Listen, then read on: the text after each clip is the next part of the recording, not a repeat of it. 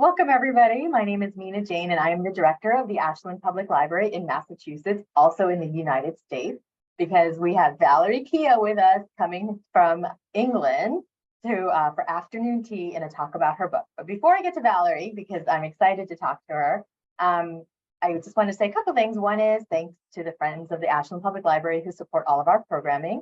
And I would also like to thank Valerie for letting us partner with other libraries to share this talk with their community. So I'd like to welcome the patrons of Ashland, of course, but also Woburn, Wellesley, Needham, Norwell, Leverett, Spencer, Westboro, Lexington, Rockport, and Canton. I think that when libraries get together to do stuff, we make magic. And apparently, according to Valerie, they also might consider doing some murder. So we'll dig into that too. Valerie's new book, The Librarian, oh my gosh, how awesome is that? Just came out on April 21st, and you can order signed copies by bookplate from Aesop's Fable, which is in Holliston, the next town over from us. And I will put a link in the chat for that. Valerie, welcome. I'm so glad you're here. You had some really interesting things in your bio, but the one thing that I was really interested in is that you went from nursing to writing. And so I would love to know more about your journey into being a writer, as well as, and let's talk about the book second. Let's talk about you first. Welcome. Thank you very much. And thanks so much for having me, Mina. It's a great pleasure to be here. And hello to everybody. It's wonderful. It's 7 o'clock here in the UK, by the way. So it's nice to have afternoon tea. And I'm going to bend this down for a second so you can see. I'm all set up for my afternoon tea. So I'm going to pour myself a cup so that I can actually, and it is tea. I was tempted to fill the pot with wine, but I thought that wouldn't go down too well. So, because it's 7 o'clock. So, well, we don't know, it won't hurt us. No, I always wanted to write. I grew up in a large family. There was 9 of us. So writing was my escape from living in a very small house with a very big family. I used to take my books and hide behind the sofa. So I always wanted to write a book that went on forever because I hated books ending. Mm-hmm. I used to go to our local library, then was about 3 miles from our house. And when I joined it first, and I was about 7 or 8, you could only take 3 books out. And then they increased that to 6 books out, but they were all hardback. So I used to struggle home with this big pile of books.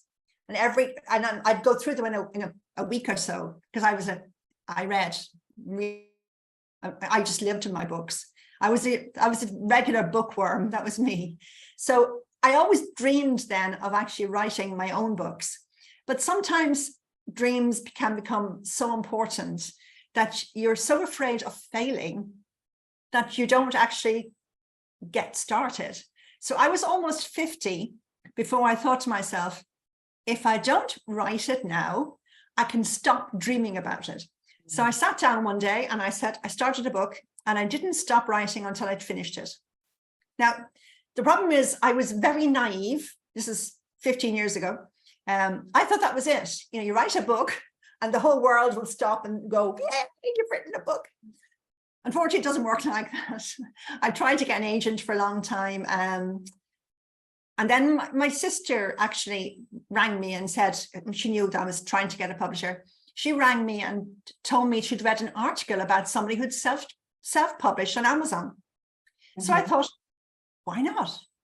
So I did, and I kept writing and kept self-publishing. And every now and then I'd try and get an agent, and then more e-first publishers started coming online. And about 10 years ago now, I submitted to a couple of publishers who took direct submissions. And eventually in 2018, I got a publishing contract, my first publishing contract with a publisher called Book Tour for two books, The Housewife and Secrets Between Us. And that was my kind of entrance into the world of publishing. And the thing is, with like a lot of businesses, once you get your foot in the door, it's easier to stay in there. So I decided to take the risk and give up my nursing at that stage. I had been nursing all along, near enough. I took the odd few years out to do something different, but I had stayed nursing. I was working in the care of the elderly at that stage, which I did love, but writing is what I really wanted to do. So I decided, take a risk, write full time and see what happens. Mhm. And then, of course, what happened was Book Couture didn't renew my contract. Oh, no. So I cried for a full day. I bawled crying. I was so devastated. It was very upsetting because you just assume that once you're there, everything is plain sailing. The bottom line is publishing is a business, and it can be a very cruel business. But because I had my foot in that door, my next publishing contract came easier. Mhm. So within about 4 weeks of that day when I cried, I think I was lucky because I felt so unfairly treated by that publisher that after a day crying, I got angry. And I decided I'm going to teach them that I can be a writer. So about 4 weeks later, I signed a 6-book contract with Bloodhound Books. So that went really well. And then about 2 years ago, they sold up and things weren't going so well. So I was approached by another, I was approached this time, I was headhunted, which was actually quite exciting, by Boldwood Books, and I'm still with them, and they're just wonderful. When you have a good relationship with a publisher, it's just magic. My editor, Emily, is just an absolute dream to work with. We have a good rapport. She understands the way I write, because, well, every writer writes differently. I'm what they call a pantser. I have a very vague idea of the story, and I just start writing and hope that it all falls together by the end. And sometimes I'm nearly at the end and I'm not quite sure what's going to happen. So the fact that she accepts it's the way I write is great, because some publishers like to have a detailed synopsis before you start writing. That's very hard if you're a pantser. So this works fine for me. So I've had how many books have I published with them now? I've had 1, 2, 3. Why does it see your tea caddy, the one on your yeah. I've set up my cake stand with books on one side and with cakes on the other, which I haven't eaten yet, by the way. So yeah, I have all them. I've been down a bit more. So you have all my books there, balanced on the cake stand. I thought that was quite fun. They'll probably be there for next month. On this side, I have cakes. Oh, yum. Unfortunately, I can't talk and eat at the same time, so I'll have to eat them later. But I can't drink tea. Hungry, and I'd have to leave the meeting. Valerie, okay. So I have to say, I did pull out my I love your teapot. Yeah, but it doesn't have tea in it because it's super special. And I wanted to show off my stirrer, my cat stirrer. I love that. That is so cool. So we're definitely having tea here. So I think K.L has joined us for with her specialty tea. So you said that when you always wanted to write, but you didn't start till you were 50. So when you were deciding what direction to go in, when you were in England, maybe they choose around 16, 17, and we choose around 18. What made you go towards nursing instead of English or journalism or anything like that? To go to university when I left school cost too much, and we didn't have any money. Why I chose nursing, and this is a very, very weird way of choosing a career, my mother didn't want me to. So I was a typical brat child. There wasn't, I would have liked to have done journalism, but I'm not very brave. And my siblings all went from school to secretarial courses.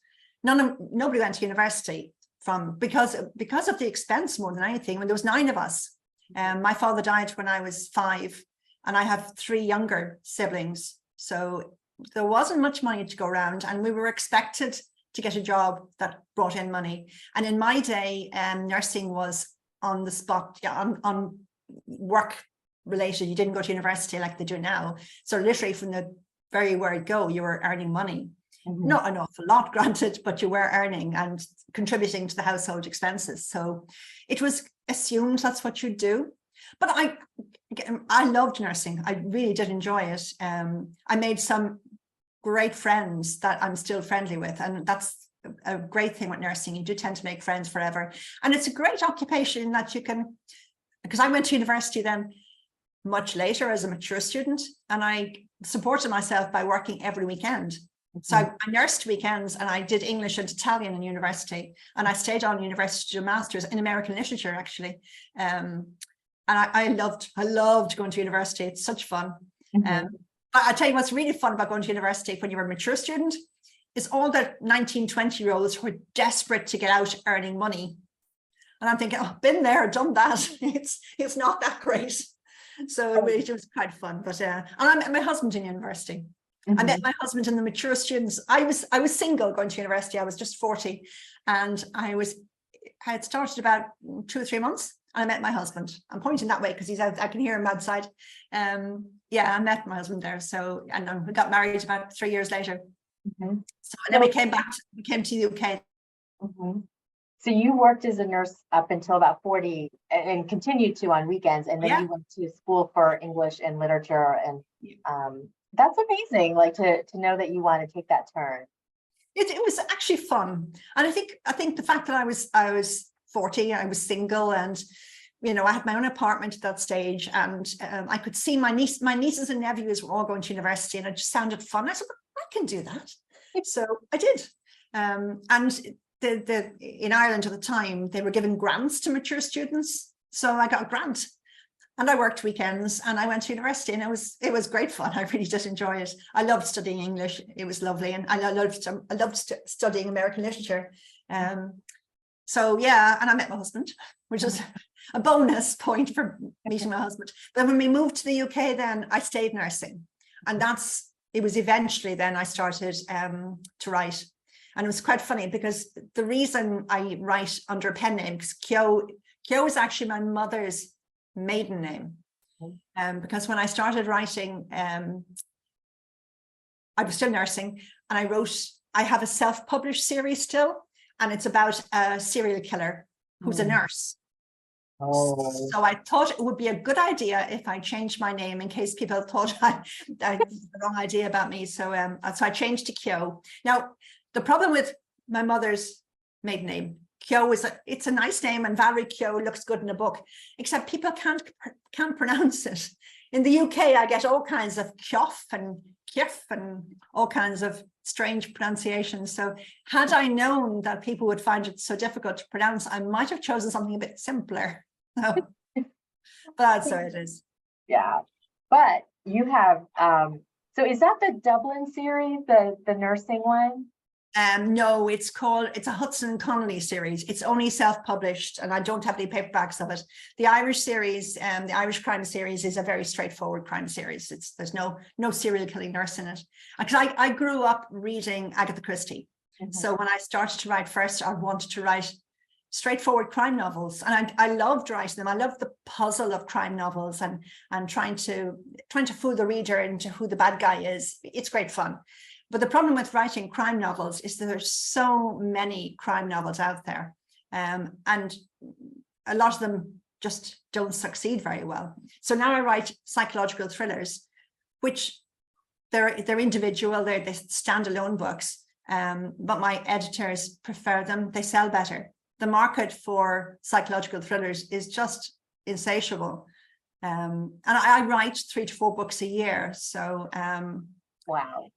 Yeah, I write a lot, but I don't have a life. I just write. So that's not fair. I'm usually either writing or editing or thinking of the next one. Sometimes I wake up in the middle of the night thinking of mine. I will at the moment, because the book I'm writing at the moment, which is, I don't have a name for it. I just can't come up with a name, but I've got to the stage in it where I'm not 100% sure where it's going to go next. So what will happen to me is I'll wake up at 2 a.m. and I'll start puzzling about that. And usually by the time I'm supposed to get up, I will have worked it out. Insomnia is great for that point of view. It's not great for me, really, but I do get great ideas in the middle of the night when it's quiet and I'm trying to sleep. And your brain is relaxed and it's more receptive to ideas, I think. Same as when I'm not writing or editing, I love walking. And like that, if I'm tied up and not in a storyline, if I take myself down, there's a canal not very far away from us, I can walk along the canal. And by the time I've done 3 or 4 miles, that knot is gone. It just clears, and I think it's the fact that your brain relaxes and allows more ideas to come in, and then I get them down as fast as I can before I forget them. So. I'm sort of really fascinated by this idea that you didn't really write until after you went back to university, and then you just started writing like crazy. Like, what made you learn? What was the best learning experience for you to become a good writer? Reading a lot. Definitely, if you want to write, you read a lot. And I read a lot of books. I think for me, university didn't make much difference, really. It was the fact that I always wanted to write. It's just a matter of getting around to doing it. Because I know people who go on the creative writing courses, which are brilliant, but they don't have the same yen to write that I do. I mean, writing is a business, don't get me wrong, but I have to write. It's just part of who I am now. It's why I write so much, because sometimes I'm desperate to finish a book, but then when I'm finished, I'm a bit lost because I've had to put all my characters away. That's why I mean, people say, oh, do you take a break afterwards? I said, I don't really, I just hop into the next set of characters. I think it stems from my childhood when you're poor and you don't have much, you invent a magical make-believe world of your own. And that's what I did. I made up stories in my head a lot when I was a child. And that's now translated into writing stories that are in my head, which is, it's fun. And I'm on my 24th book, I think. Sometimes I lose count. My next book is my 24th. That's going to be called The Nurse. That's not the one I'm writing, it's the one that's finished. It's actually, I have to do copy edits tomorrow, but it's going to be called The Nurse. Okay, so yeah, let's get into your books. And I think I didn't mention this, but if people who are listening in want to ask questions, please put your questions in the Q&A, and I will ask Valerie, although I have a bunch. So to start, The Librarian, tell us what it's about. The Librarian is about a lady called Ava, who works in a library. She loves it. She works as a librarian in the Tate Modern. Now, I did explain earlier, the Tate Modern doesn't actually have a library, but the Tate Britain does. So I borrowed it for a little while just for this book, and then I gave it back. Ava has a quiet life. Her friends think she's too quiet. Her friends think she's a pushover, that she tends to say yes to everything. So one day she's out with her friend Poppy, and she meets this guy in a pub, and the guy asks her to have a drink with him, and she says no. And then she goes to leave. She leaves Poppy behind because Poppy's talking to some guy, and Ava wants to go home. She's not feeling too well. So she heads out, and this guy follows her, and he starts harassing her a bit to come back and have a drink with her. And she says no emphatically. She is thinking about maybe she should go back in just for peace sake, have a drink with him. And then she remembers her friends saying that she says yes too easily, that she should learn to say no. So she says no. But when she walks away from this guy, she hears him shouting after her, "You'll be sorry." And then things start happening to poor Ava. I don't want to give any spoilers. Things start going wrong. Unfortunately, she's doing a part of her job in the library. Part that she's taken on is doing tours of the art gallery, because she loves art, which was her first love. So she shows people around the art gallery, and she damages a painting accidentally, obviously, but she's suspended. And then things just start going wrong for her. And then someone who tries to help her dies. It's very complicated, and she gets something is not right in her world, and everything starts falling apart.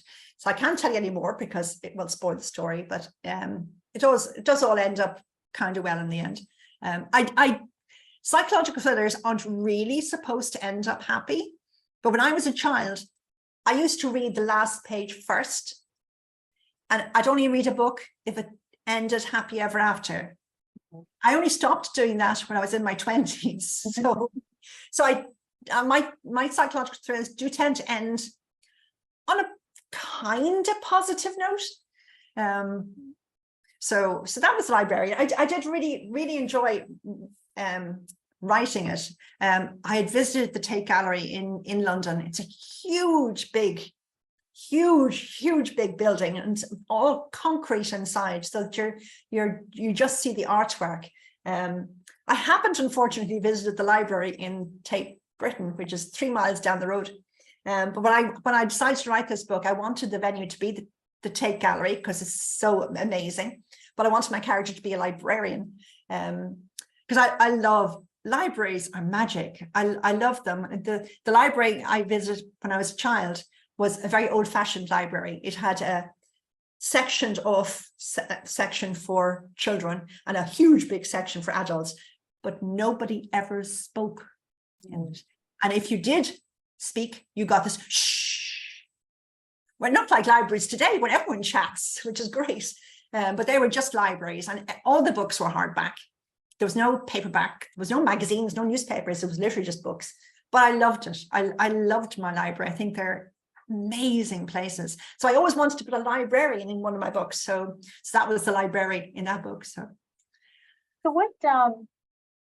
what made you feel like a librarian would be a good protagonist in a thriller, like a psychological thriller? What characteristics or stereotypical characteristics of a librarian kind of appeal to you for that genre? I think because they're perceived to live quite quiet lives, hiding away with books and just, spending their lives in quiet libraries, not, old-fashioned libraries, but quiet libraries involved in their books. And quite often psychological thrillers are to do with what's behind what you initially see. So you see the librarian with her books in a quiet venue, surrounded by books, and it's very quiet. But then just peel away some of those layers, and you've got the person with secrets behind what you're seeing. So it's what's behind the facade that fascinates me, and that's perfect for psychological thrillers, is the secrets people have. And Ava has something happened to Ava when she was in university long before, which does come into her life now. But I think we all have secrets. We all have things that we did or didn't do when we were younger. But it's psychological thrillers. It's peeling back at that. And I think the librarians, they're just perfect for that, because they are, I don't know if you're quiet, Mina, but they tend to be. My librarian is quiet and reserved. So it's everything that's behind that. Well, I'm sure there's people in this audience that have seen this other programs of mine, and they can comment on if I'm quiet and reserved. But I'm curious about your own history influencing or impacting the being able to get into the psyche of people, or the potential psyche of people, because these, of course, are fictionalized people. So what in your background has really led you to creating characters and digging deep into their psyche? But growing up, because we were relatively poor, my mother came from a fairly well-off background, so she tended to put on airs and graces to a certain extent, and we were brought up to kind of do the same thing. So we pretended to be something we weren't really. We were sent to private schools, even though we couldn't really afford it, and I think that has influenced what I write. It's because I myself have a lot of layers, and I am a different person to different people, if that makes sense, because I have friends from my childhood, I have friends from school, I have friends from nursing, and to each of these groups I am a different person. And that fascinates me as well, is that they all see a different part of me, but all those parts make me. And I think everybody has different faces that they show groups of people. we very rarely show the same face to everybody, because I don't know anybody who does, or maybe they do. Maybe I'm the strange one. But I think there is that. I think people have a lot of, a bit like an onion, you know, you peel away all the layers. And sometimes there's a nice little onion in the middle, and sometimes there's rot in the middle. And it's what are you going to get when you start peeling the layers off a person? And that fascinates me in psychological thrillers, that I can do that. It's playing God, really. I make my people, and whether they end up being solid onion all the way through, or the layers peel off and there's horrible, evil, nasty core. And it's that the nasty core is fun to write. I'm my self-published series is about a serial killing nurse, and she's really bad because she's a serial killer, but people actually learn to sympathize with her because of her necessity to kill, which sounds weird, but it's how you write these things. And I like to write people that are a little bit not perfect, because you can write about good. I think people who write about good people all the time tend to write rom-coms.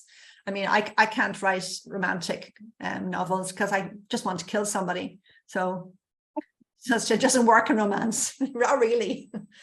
That's funny. Well, sometimes in romance they want to kill each other too. That's true. But so that's an amazing perspective of your personal, you know, like your personal, and how people look at each other from their own perspective of what they know of a person. What kind of research do you do when you're writing one book, let's say? What kind of things do you dig into or dive into? It very much depends on the book. You can spend hours doing research and then have no time to write. So sometimes if I hit a spot in my book when I need to do research, I might just put a line of question marks and come back to it, because you're in a flow of the story and you don't want to be pulled out to do research. So I dropped my phone on the floor, it keeps digging. You have to do some. I like my facts to be correct. That's why I went to the Tate Gallery. Being there, you can get the feel for it much better than if you look on the internet. I mean, sometimes I don't go to streets that I can go on Google Maps and you can walk along, which is brilliant. I research a lot of how to kill people. So, because you want to be, you don't want the reader to be pulled out of the story by saying, that wouldn't happen. So you want things to be factual, but I don't want to bury the reader in facts either. So, because one of there's a part of the story is that they find these mummified bodies in this dining room in this house. There's, I think, I can't remember if there's 6 mummified bodies, but I had to do some research on how to mummify a body, and it's actually surprisingly easy to mummify a body. It's very hard to mummify a head. So to make my life easier, the bad guy took the heads off. So sometimes you do research and you think, like, I just can't go into all that would entail to mummify a head. So chopping the heads off was a lot easier. Okay. I know, but these are things you have to do. And I have climbed under chairs and under tables to see if I'd fit, to make sure that if I use that in the book, it's realistic. So I do get myself into knots when you're doing this, because I tell you, at my age, climbing under a chair or under a table and you bang your head, and you think, oh my God, but then you write that in the book, so it's okay. But yeah, you do have to do a certain amount of research. I have police characters in my books, but my books aren't police procedurals. So I don't spend too much time in getting the police procedure correct.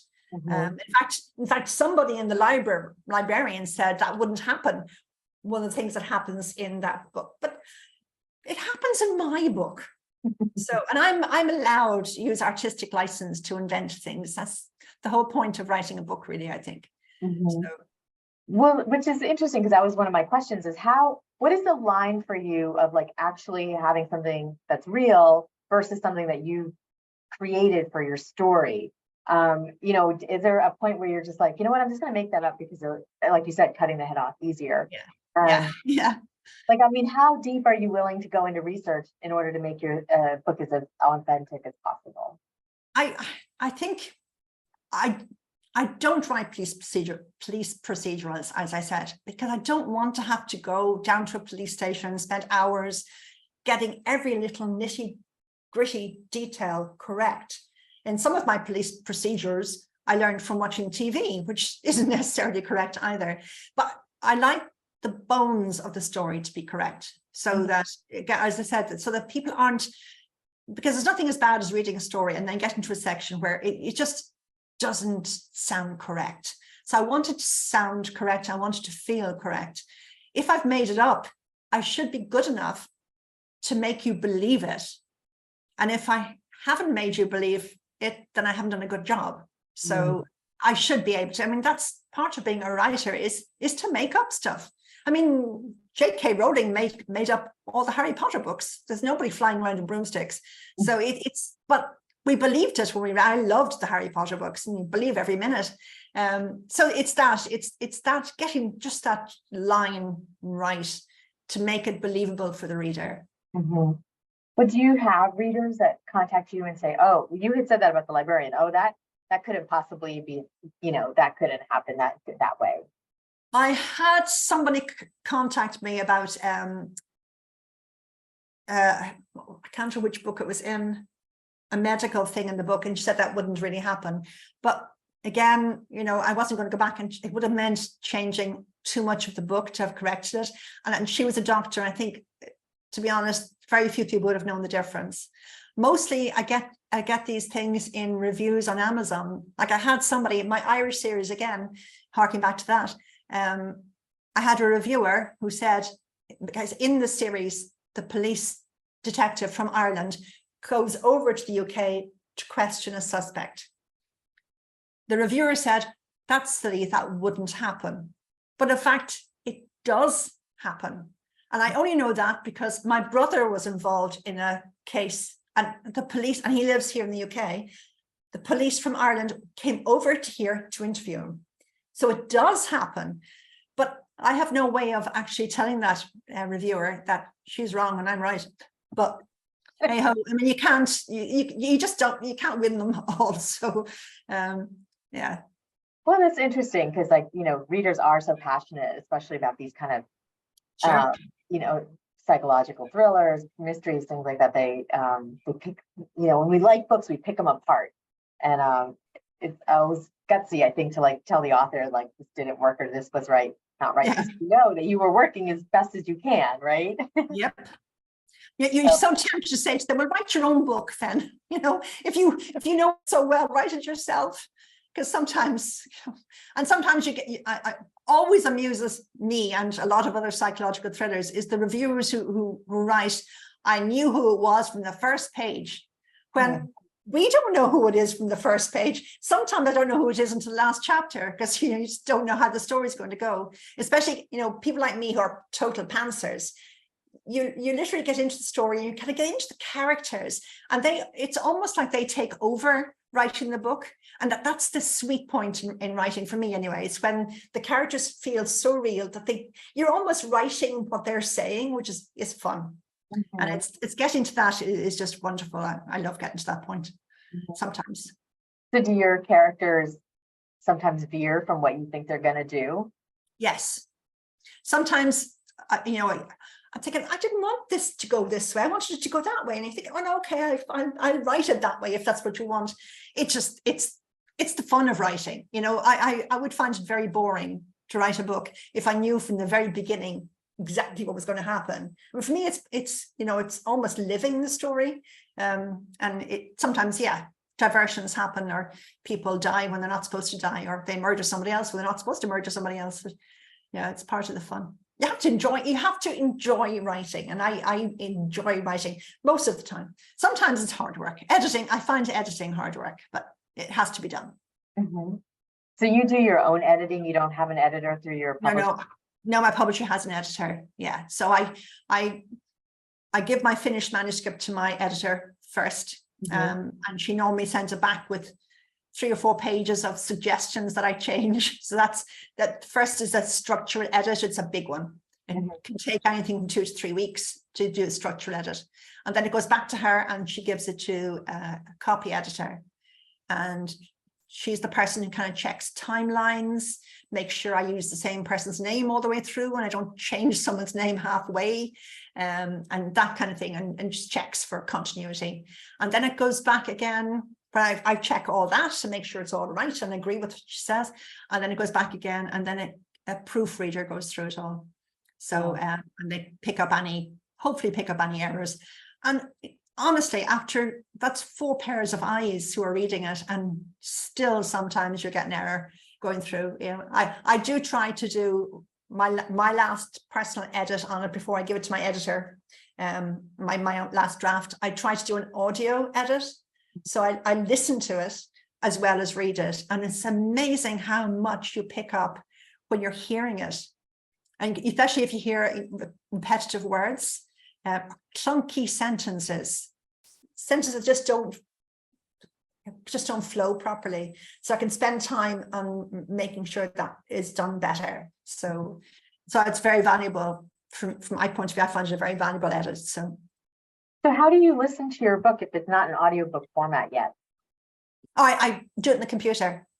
There's a read option on my Word. It's great. The voice is a bit iffy, but yeah, I find it great. I used to send it to my iPad, which has a read thing, but in fact, my Microsoft now have a read option on the Word program, so I do that. It tends to be a bit fast sometimes, so I can't seem to stop it. But yeah, I find it a very valuable tool in the editing process. I've never heard that before. That's really interesting, and it makes a lot of sense because sometimes you've looked at it so often that you don't even. Exactly, yeah. Or it picks up words you've missed, might be a that missing or an a missing, and especially in repeated words, or just clunky sentences that just don't sound well. And I catch myself, if I ever catch myself saying it'll do, then I know it won't, because your readers deserve more than it'll do. So that's when I stop and say, work on this sentence. Sometimes I work so long on a sentence that I end up saying, I can't get it done. I take it out altogether. So rather than having a clunky sentence that again takes you out of the book, it's better to remove. If I can't smooth it out, it's better just to take it out altogether if I can. So now that you've written and published 34 books or about that. 24. 24, sorry. Do you find that your process is very different now than when you first started? I hope I'm better. But yeah, I think certainly I only started doing audio edits in the last maybe 2 years. I certainly think that was a huge advantage. And it was another writer who told me about that. I think I'm just a writer now than I was. I think when I started writing first, I was so desperate to impress. I used a lot of big words that I thought people would find impressive. And in fact, it was silly. I took them out because my Irish series, I self-published initially, and then they were actually published by Bloodhound. When at that stage, I was able to go through and take out silly words that I thought would impress people. And people don't want to be impressed. They want to read a story. So that's something I've learned. I take out a lot of speech tags. So you don't have to say, she said, he said, every sentence. So I've taken out those as well. So, and sometimes adding more descriptions, sometimes taking them out. So yeah, I hope I'm better now than I was 10 years ago. I mean, I think we all get better at doing things as we go, right? Yeah, but it's a learning thing. I mean, I think we always should be learning. And I do read my reviews. I try not to read the bad ones, but you do anyway. And you learn from them. Some constructive criticism is great. Unfortunately, sometimes reviews can be quite destructive. We try to forget those, but you don't. You always remember them anyway. But yeah, I think I'm always learning something. Helen says or asks, speaking of names, how do you decide on names for your characters? I am absolutely awful for names. I am so bad when I'm writing, because I don't plan at all. I don't even plan names. And I have been known to use the same name for 3 different characters. Because, you know, actually the name was David. So I was writing the book, and a male character comes into the page, and I said, oh, I call him David. But then a few chapters later, I had another male character come into the page. I said, oh, I call him David. So I ended up with 3 characters called David. So my editor wasn't impressed. So 2 of those Davids were removed. I now try to write names down before I start, just the names. So I have a mix of names, and editors don't like you using the same names with the same initial. So I can't have Barbara and Betty, for instance. So you're trying to think of different names that you haven't used a million times already. I've got no imagination when it comes to names. I'm terrible. And again, with surnames, I tend to go onto the internet and find surnames. But yeah, and again, you can't have the same initial or names that sound similar. It just makes it harder for the reader to differentiate between characters if the names all sound the same. So you can't have a Molly and a Polly either. Not that I would, but I do have a Polly, but one of mine, but not in the same book. So yeah, I have no imagination when it comes. I have imagination when it comes to killing people, just not naming them. Your strengths lie elsewhere. My strengths lie elsewhere. Yeah, my poor editor despairs, and I have learned to have different names now. I don't call every male character by the same name anymore. So fun. Adrian asks, does your husband read or edit your books? No, he doesn't read a book at all. The only thing he reads is the newspaper. He will look at the covers, and that's about it. That's all he does. He did say to me that when they were in audio, he'd listen to them, but then they were in audio and he didn't listen to them. So, you know, not everybody is a reader. So I have 5 sisters and they all read them. And I have a lot of friends and they all read them. So yeah, you know, he doesn't at all. My husband's not a reader either, but, you know, occasionally he'll pick up something that I recommend, which is always fun. Do you write with the audiobook performance in mind? No, I don't. Not at all. Sometimes, no, I don't actually even that. One of my books, where is it? And I show you this one. This book I initially wrote, it was initially self-published, and then it was published by my new publisher, Boulder Books, early this year. And my editor wanted to take one of the scenes out to change the story slightly. And I said no. And the reason why I said no was because I envisaged that particular scene in a movie. I didn't write it to be made into a movie, but when I'd written it, I thought I'd love to see that in a movie. So I don't do it in advance, but sometimes I think, oh, that would be a great movie. So no, but I don't do it for audio. I do have the audio. The narrator of my books is a woman called Rose Robinson. She's got a lovely voice. I did get a choice actually with my current publisher. You're given a choice of 3 or 4 people. So you can listen to them and decide which book you think suits yours better. And I chose that lady. So something come up in my book. That. So yeah, so I have the same, I get her, something keeps popping up in my, I have the same, they get her for all of my books now, except the Trophy Wife. The Trophy Wife, strangely, it's the only book I've written from a male point of view. And the reason I did was because people ask where you get the ideas from a book from. I actually got the idea for this book when I was sitting in a cafe in London waiting for Robert to come back from a meeting. And I was sitting in an outside cafe and a man walked past. And by the time I got home, I had the whole of the end of the book in my head written, and it was from his point of view. Then I had to go back and write the start of the book, of course. So yeah, but it's the only book I've written from a male point of view. Oh, wow. So do you write, I know the Librarian was written in 3rd person perspective. So was that written in 3rd person perspective from a male, his perspective? No, it's actually written first person. Yeah, actually, I love writing in first person. I don't always do. It just depends on the book, depends on the character. But I wrote from a first person from a male point of view, which is yeah. I think it worked quite well, actually. People, I loved the character that Jake, his name is. And I loved his story. In fact, it's actually one of my favorite books that I've written. You tend to have your favorite babies. That's my favorite book. And that and The Three Women I loved as well, which is an earlier book as well. So yeah, and of course I love The Librarian. So what was it about The Trophy Wife that you liked so much? The story just came together really well for me, because it follows this young man, Jake, who is leaving school, and he lives just outside Bristol with his parents, just knocked off the train, with his parents, and his parents are very working class, solid people. His father they have no ambitions, and his father thinks anybody who has ambitions has an ideas above their station. And Jake desperately wants to have ideas above his station, and he applies to go to Oxford University, and he's accepted on a scholarship, and his parents don't want him to go. They want him to take a job in the factory where the father works. So he runs away.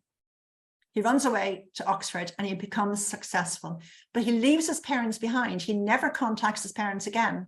He sends them Christmas cards, and that's it. He just cuts himself off from that life. And then he meets a young man called Adam, and they become best friends. But Adam comes from a moneyed background. He comes from a landed gentry type. His parents have a cook, and they have servants, and they have a big house. And Jake desperately wants that, and he thinks he can buy it. So as he succeeds from university and gets a job, a very wealthy job, he earns, and I tell you, it's great fun researching how you can spend money when you're really, really, really, really rich. That was part of the fun writing that book. But he discovers that he thinks he can buy what his friend Adam has. You can't buy that kind of life. You either have it or you don't have it.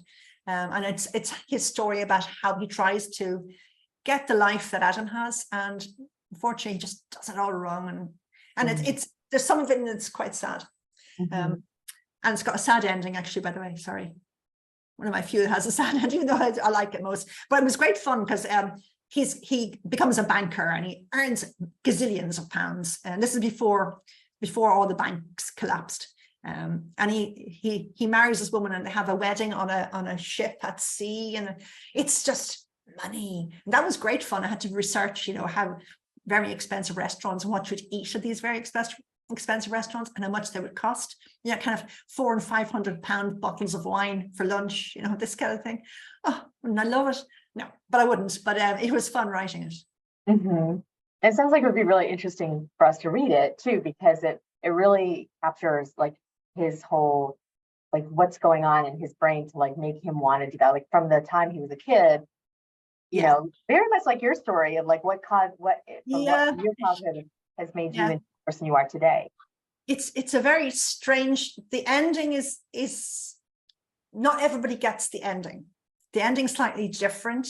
And I think some people just don't really understand what I'm trying to say at the ending. So I won't give you a spoiler, but it was deliberately written the way it is. And I did add a bit of, again, because I self-published and it was published by Boldwood Books early this year, I did change the ending slightly to make it clearer for people what I was trying to get across. Because if people don't understand, it's because I failed in somehow. But it is this is slightly different. I don't write books, they're not the same story each time, each standalone. And I try to make stories just different, because you don't want to hear the same story again and again and again. You don't want to hear about the woman who killed her husband or the husband who kills them. And I don't like stories where the female character is beaten up and is in every book. I don't do gratuitous violence. I don't do graphic violence. It has a place in some books, and some writers like it. There's a certain amount of violence, obviously, because they're psychological thrillers, but I don't do graphic violence. I don't think I need to. There is some sex in that one. Sorry, but again, it was necessary for the story. I think that's the difference between if it's necessary for the story, I'm happy to use sex or violence to a certain extent, and it's not graphic sex either, really. But I think if once it's a good part of the story, and it's necessary for the story. It's necessary to show the characters. And in the Trophy Wife, it's to show how Jake and his girlfriend, wife, as she will be, Anne, it really shows their relationship. The sex life they have together is part of showing how very superficial both of them are, really. Interesting. Somebody asked, as such a prolific writer, what makes the difference between a book that is difficult to write versus one that is not problematic for you? Oh, good question. I don't know. I think all books are difficult to a certain extent. Sometimes I think, you know, and it's across the board for me. I get to a stage, and this is the good thing with having writing friends, because I have friends that I can write to and say, I don't think this book's no good. And they all say, you always say that, because I always do say that. There's always a part in a book where you think, the characters aren't behaving, they're not taking over, they're just lying back and ignoring me. And so there's always a part of that. And I think what makes a successful writer for me is perseverance. It's getting through that bit where you're afraid you're going to write rubbish and just motoring through that. And as I write more, that's kind of becoming even more difficult, because what I don't want to do now, I don't want to disappoint my readers. I don't want them to say, she's lost it, you know, she should stop now. So I try to make each book I write better than the last one, which is not easy, believe me. So yeah, there is always a part when I think it's not going to work. So far, I haven't ever given up on a book. I've always worked through that hiccup to get the book finished, and the books have always done well for me, which is good. So I hope it'll keep going. Fingers crossed, keep going that way. But I know people have often asked me, what's the secret of being a successful writer? And I would consider myself relatively successful. I make a good living from writing. So perseverance is the key, I think, to being a successful writer. Just keep writing, because you can't write one book unless you're J.K. Rowling. It rarely happens that a person writes one book and becomes a huge success. It happens, but that's rare. You mostly get people like me who plod along, write 3 or 4 books a year and make a relatively good living. And I do. So, and I love what I do, which is a great plus to it as well. I'm curious about that question that came in after you said that you saw that guy crossing the street, and then you had an entire end of your book in your head at that moment. So is that like a easier book for you to write than something else? Yeah, it is sometimes. When that was the whole end of the book, so I had to then backtrack and see where he came from. But it did make it a bit easier. And one of my other books that came like that way, I can't find it now. Oh, this one, Secrets Between Us. This was my insomnia book. I woke up, I was awake most of the night, and by the time I woke up in the morning, I had the whole story for that. Oh, wow. That doesn't often happen. That was, it did not completely, but I knew where it was going to go. I knew how it was going to go. That it does make it easy. Sometimes I sit to write a book and I want to get tiniest, vaguest idea. And that's hard because you don't know where to go next. I spend a lot of my time thinking about my characters, and I don't plan in advance, but I certainly spend a lot of time thinking about them. Sometimes to the detriment of my sleeping, unfortunately. But yeah, and as I said, at the moment, I'm not too sure where my characters are going to go at the moment. So I know at 2 a.m, I'll be awake thinking, oh yeah, I'll have her doing this, and then I'll have her doing that, and then he'll do this and he'll do that, and it'll come together. I hope. So I'm going to ask this question, although it sounds like it's a no. Do you have a writing routine? Routine. Yeah, I write every day. I try to start first thing in the morning. I used to go to the gym first thing in the morning, but my gym's shut. So now I start writing first thing in the morning. I try to do I'm up early, so I tend to write from 8 o'clock, stop for coffee several times during the morning. I drink way too much coffee. Stop for lunch, maybe. If Robert's here, I'll stop for lunch. If he's not here, I'll take lunch back to my laptop. My office is upstairs. and I'll have lunch while catching up on social networking. And then I'll write in the afternoon till, depends, 4 or 5 o'clock, sometimes 6 o'clock. Depends on how the story is. Sometimes it's just flowing and you just want to keep at it. And sometimes you have a deadline and you have to keep at it. So it's that as well. But it's very easy to be distracted, and I'm easily distracted.